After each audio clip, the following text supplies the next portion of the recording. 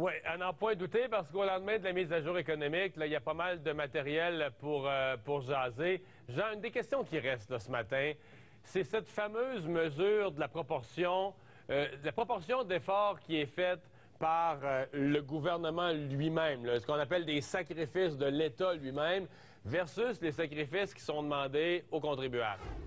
Mario, je capote.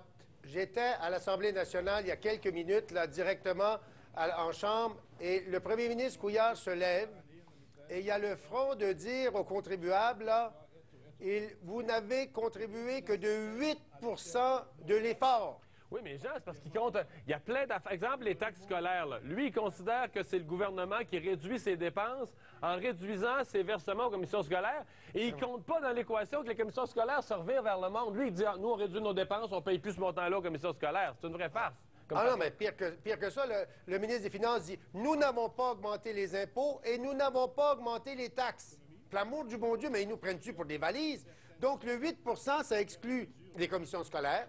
Ça exclut les villes on leur a coupé 300 millions, ils vont te repasser la facture d'une manière ou d'une autre. Ça exclut toute la question des compagnies d'assurance, là. On le sait, maintenant, les compagnies d'assurance, déjà, tu vas avoir 20 supplémentaires pour ta prime. En plus, d'eux autres, la nouvelle taxe, c'est bien qu'ils vont nous la passer.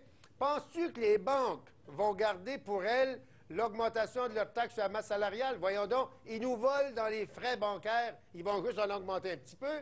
Et là, si tu ajoutes à ça les immatriculations, mais non, l'effort du contribuable n'a été que de 8 C'est ajouter l'insulte à l'injure. À l'injure. J'en parle la voix, peut-être. Non seulement on fait vider notre portefeuille, mais on ne reçoit même pas le crédit d'aider à réduire le déficit, là. Ben c'est pour ça, moi, j'aimerais mieux que le gouvernement... Moi, j'en suis et je suis d'accord avec l'objectif. Mais dis-moi, ça va être pénible. Dis-moi, je vais aller chercher dans tes poches.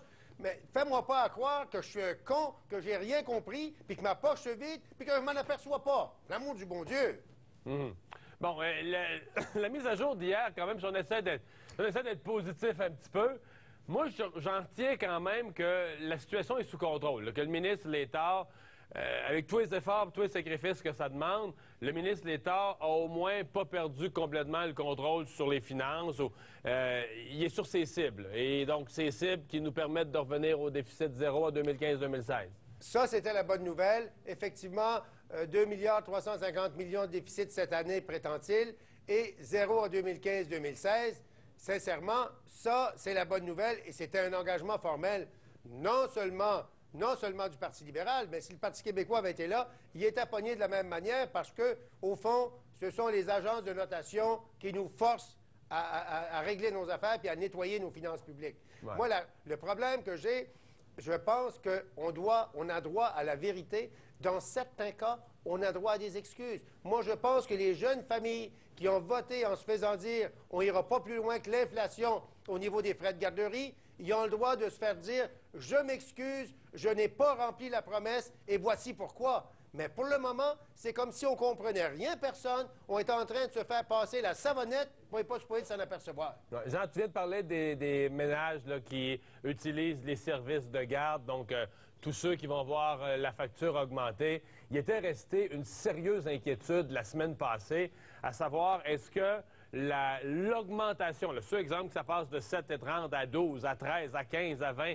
est-ce que l'excédent va pouvoir être traité par le gouvernement fédéral comme une facture de garderie déductible au sens des déductions fédérales? On a une réponse d'Ottawa là-dessus. Oui, finalement, il y a eu une entente, parce que, tu sais, on s'inquiétait parce que vu que les garderies vont continuer de charger 7,34 puis que les parents vont se faire pogner à la fin de l'année, c'est-à-dire avec leur rapport d'impôt d'avril 2016, on disait, oui, mais d'où va venir le reçu? Comment est-ce qu'ils vont faire ça?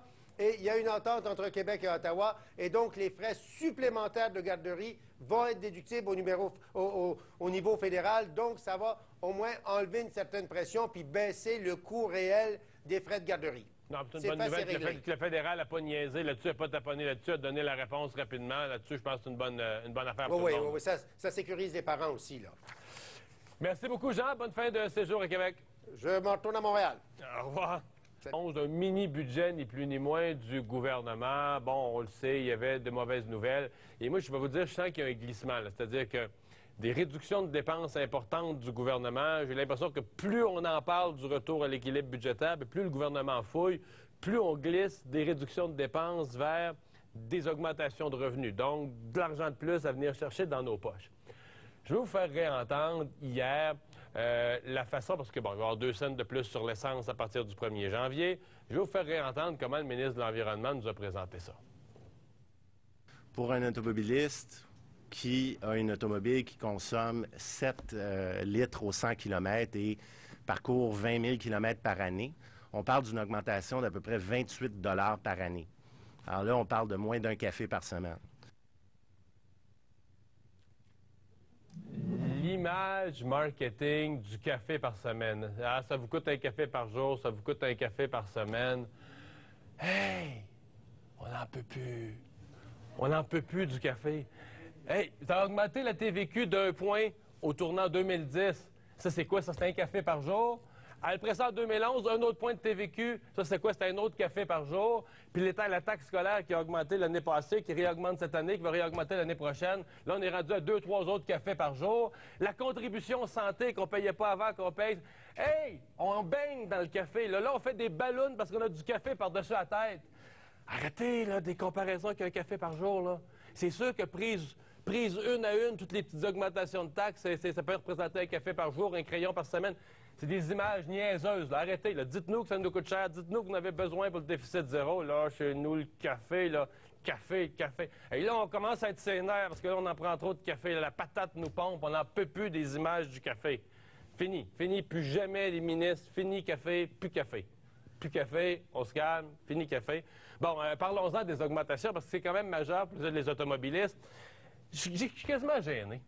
Je vous avais dit, là, j'ai couvert, j'ai reçu la madame de la Société d'assurance automobile. C'était pas des gros montants, mais j'étais content de vous annoncer ça, que l'immatriculation, les permis de conduire, ça allait baisser un peu.